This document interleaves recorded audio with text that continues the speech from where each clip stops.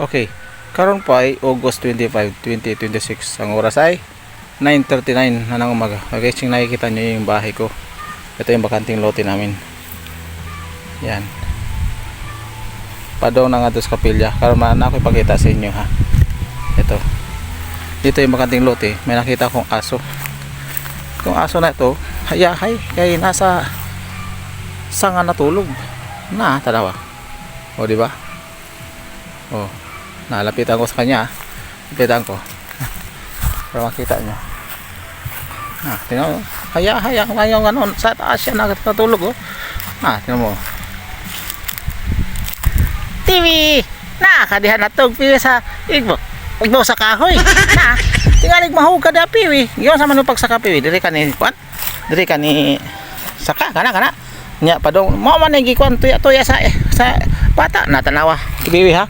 Tuya na to piwi. Piwi. O tuya. Tuya. Piwi asa ka pati. Hoy, mahulog day ko piwi.